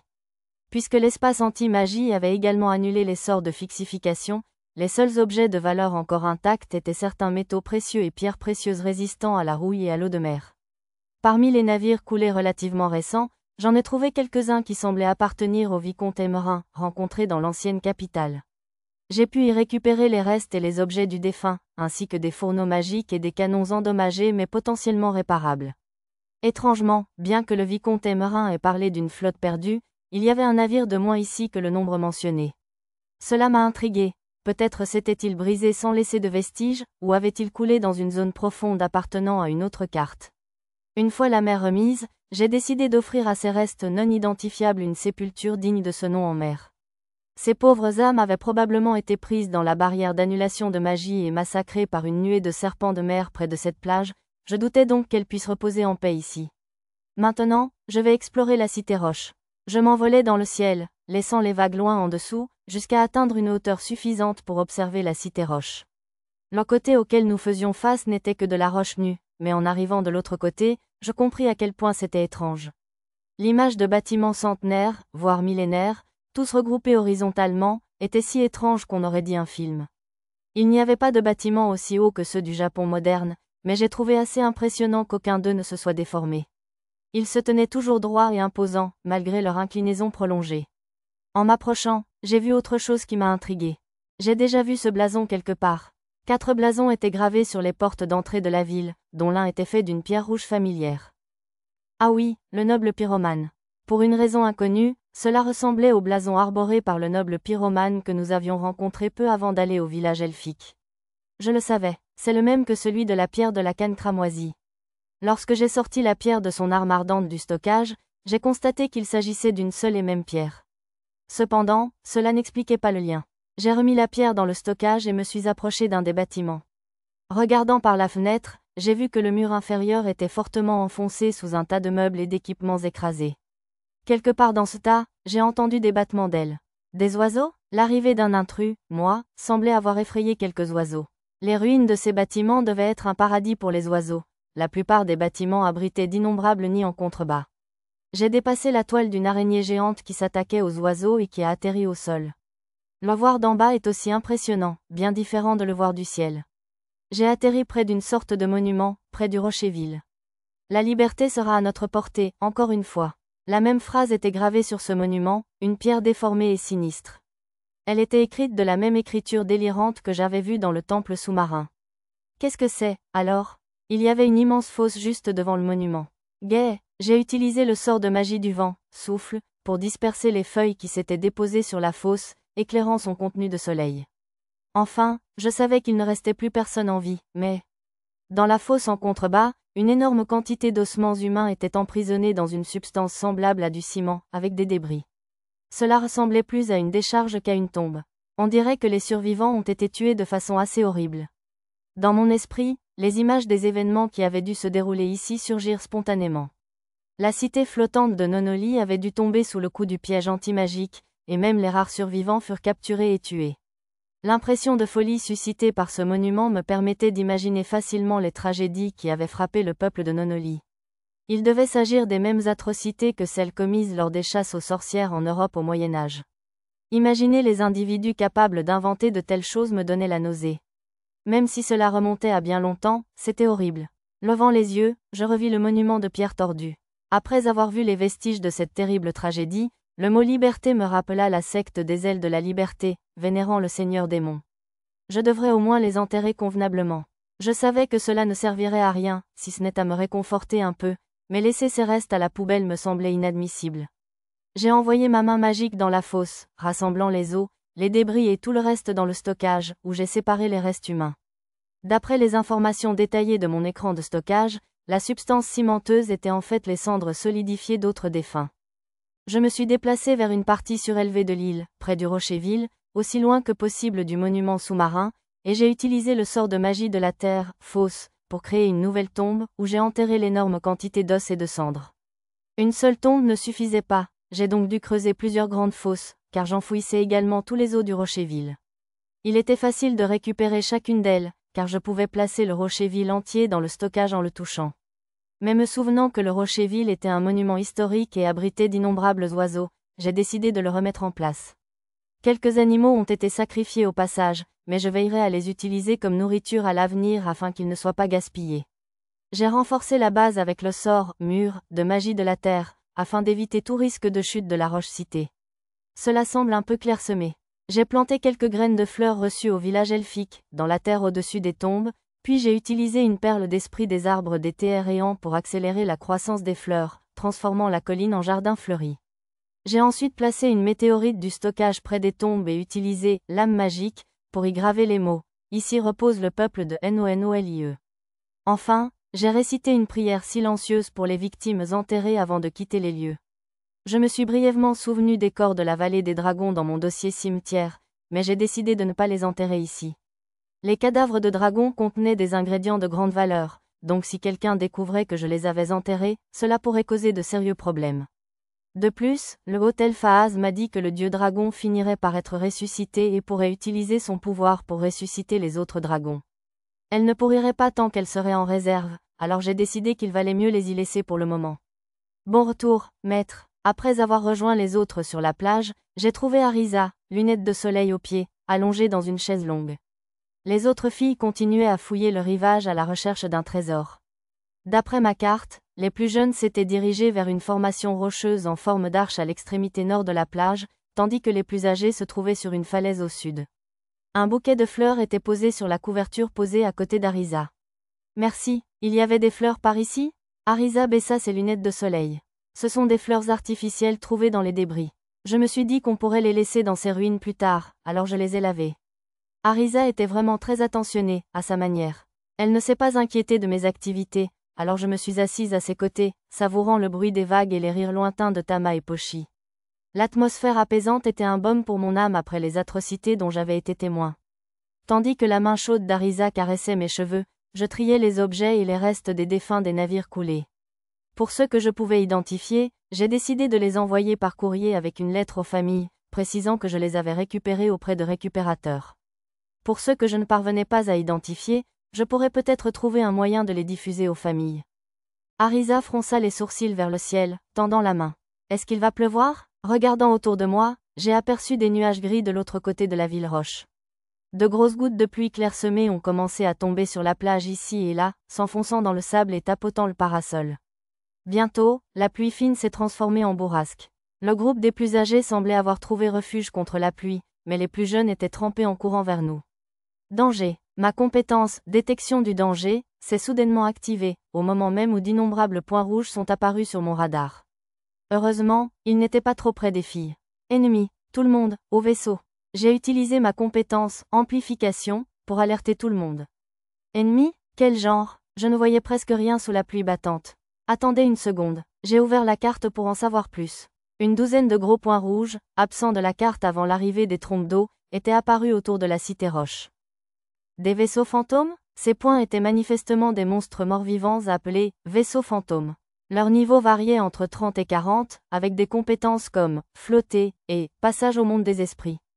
Tandis que j'observais ces vaisseaux fantômes, j'ai vu de nouveaux points apparaître sur mon radar près de moi et de mes compagnons. Ces petits points rouges apparaissaient parmi les gros points des vaisseaux fantômes les plus proches de la cité roche. Les vaisseaux produisaient toutes sortes de squelettes.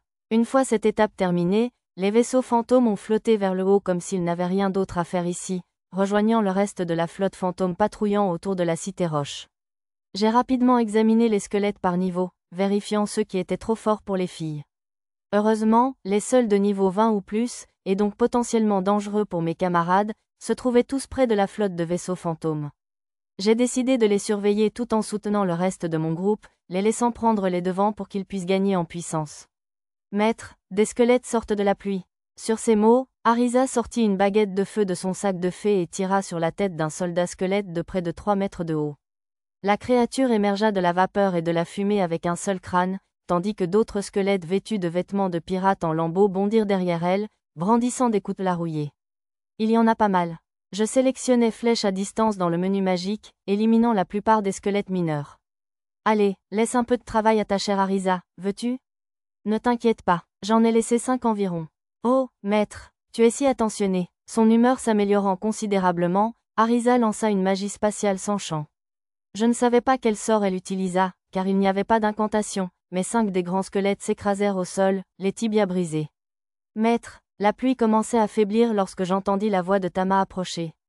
Son épée magique rougeoyait tandis qu'elle tranchait les squelettes qui lui barraient la route. Elle semblait utiliser l'effet étourdissement léger sur les squelettes, car leur résistance aux lames était élevée. Tama était suivie de près par Pochi, qui portait Mia sur son épaule. Crée le marais Sokonashi Numa. Tandis que Pochi la soutenait, Mia agita son bâton. La pluie qui frappait le sable tourbillonna, formant un marécage sans fond qui engloutit les squelettes qui les poursuivaient. Réussi? Bravo à vous trois. Tout en félicitant Tama et les 2 autres, j'utilisais mon menu magique. Je m'occupe du reste. Mon sort d'étourdissement à distance s'abattit sur les squelettes qui avaient évité le marais, réduisant en poussière os et lames.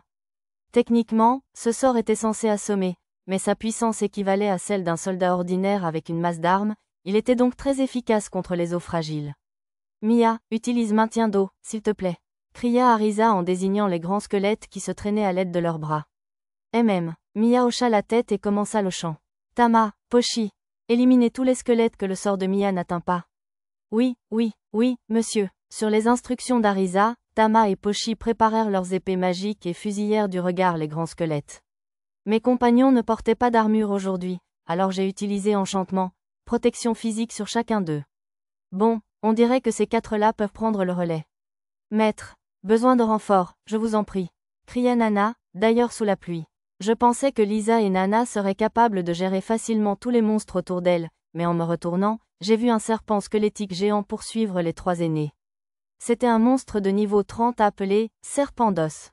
Nana, qui fermait la marche, utilisait ses capacités de fondation pour contenir le serpent, et Lisa protégeait Lulu de front tout en repoussant les autres ennemis qui se mettaient en travers de leur chemin.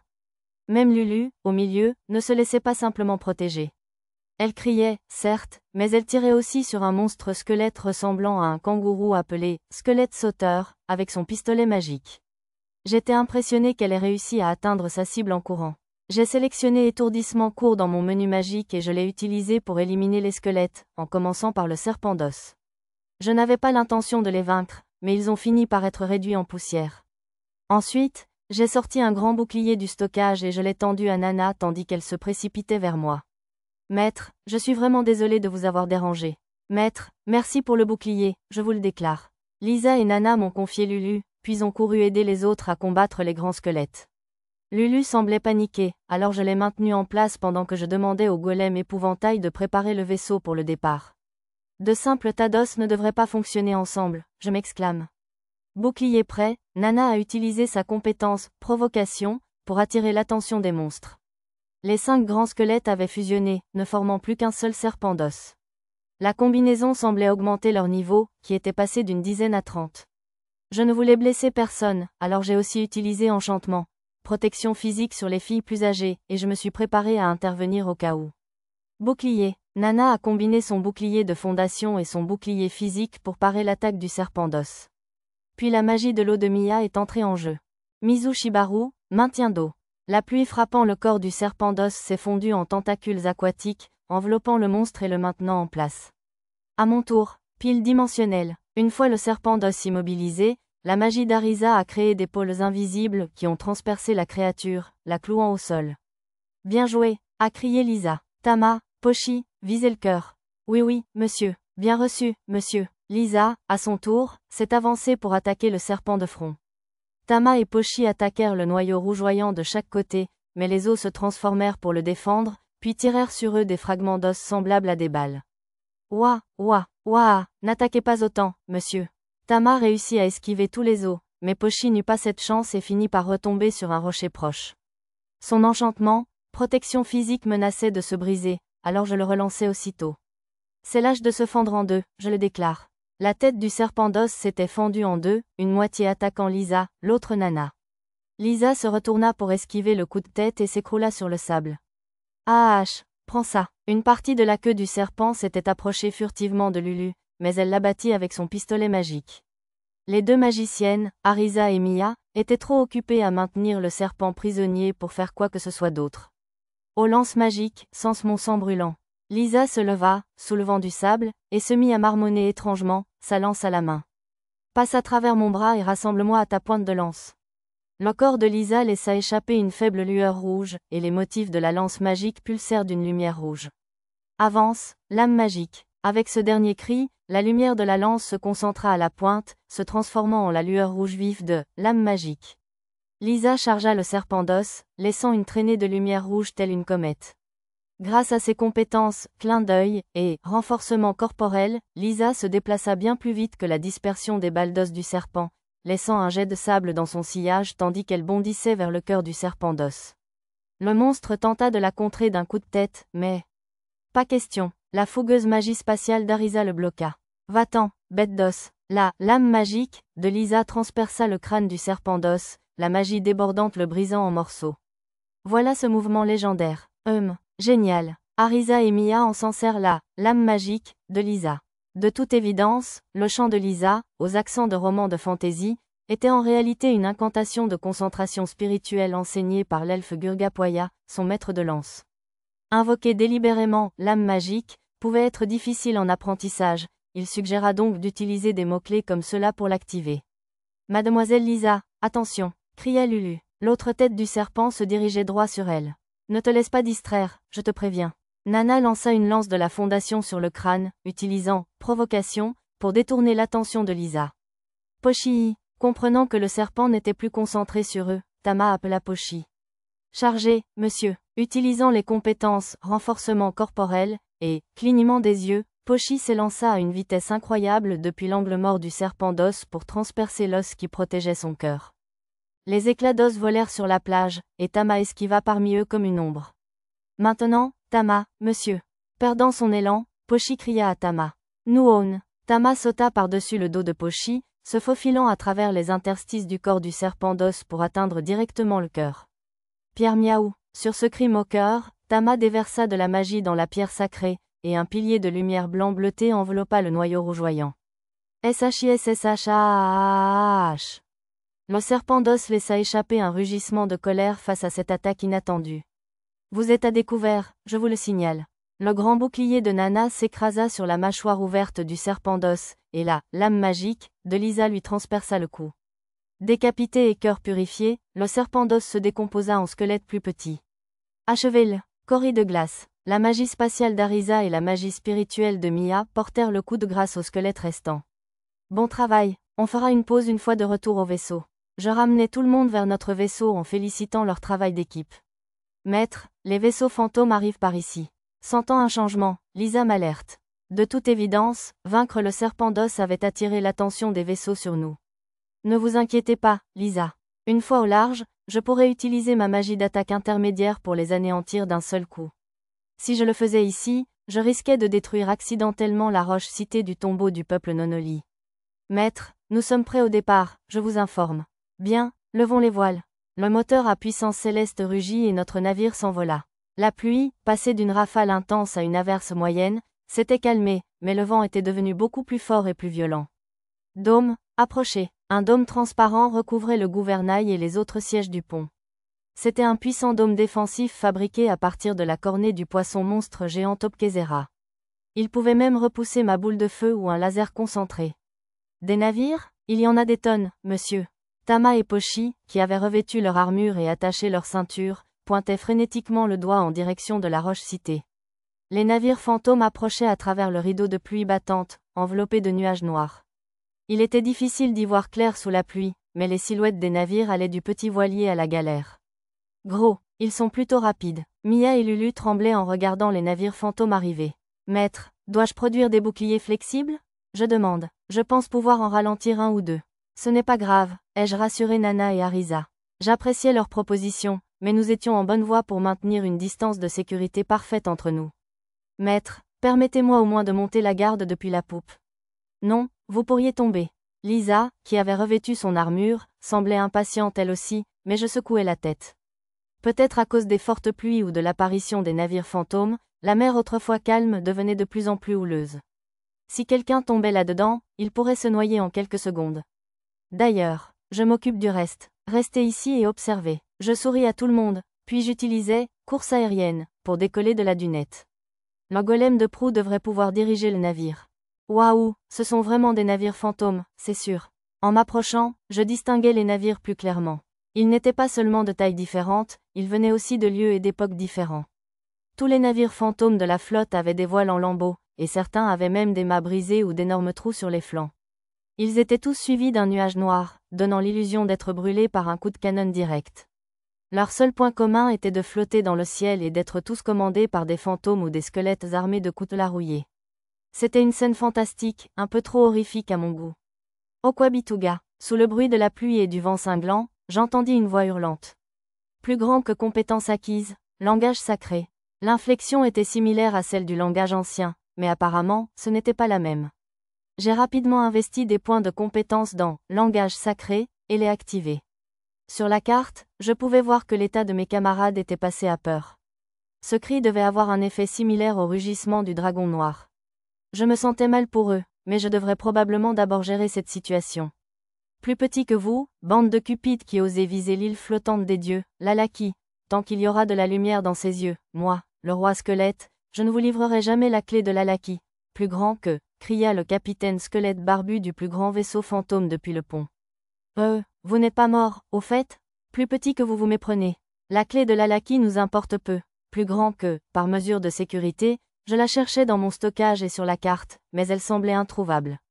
Plus petit que n'importe quel voleur dirait la même chose. Mais vous devrez répondre au roi squelette, compagnon de la dernière reine de l'Alaki. Plus grand que, le roi squelette brandit une rapière rouge foncée, et tous les vaisseaux fantômes se tournèrent vers moi. Plus petit que Fir, plus grand que, boum. Les vaisseaux fantômes me tirèrent dessus dans un bruit sourd et des nuages de fumée noire. Des boulets de canon fusèrent vers moi, flamboyants de flammes noires. Mes boucliers flexibles ou les défenses du vaisseau pourraient probablement les repousser, mais inutile de mettre tout le monde en danger. Au lieu de cela, je me suis transformé en héros et j'ai sorti l'épée sacrée Clédiam Solui. Plus petit que Danse, plus grand que Clédiam Solui. Sur mon ordre, l'épée sacrée s'est transformée en 13 lames et a commencé à contre-attaquer les canons. Plus petit que quelle impudence pour un misérable voleur. En avant, armé de morts-vivants. Emmenez ces voleurs dans l'autre monde comme vos camarades. Plus grand que, en entendant les paroles du roi squelette, j'ai enfin compris. Les vaisseaux fantômes étaient tous différents car ils étaient à l'image des victimes du roi squelette. Cela expliquait pourquoi les tenues des équipages allaient de celles des laquais pirates à celles des uniformes de la marine.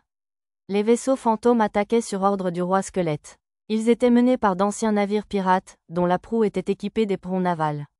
Les fantômes capables de voler s'envolèrent comme des avions embarqués, et les soldats squelettes sur le pont commencèrent à tirer à l'arc et à la carabine.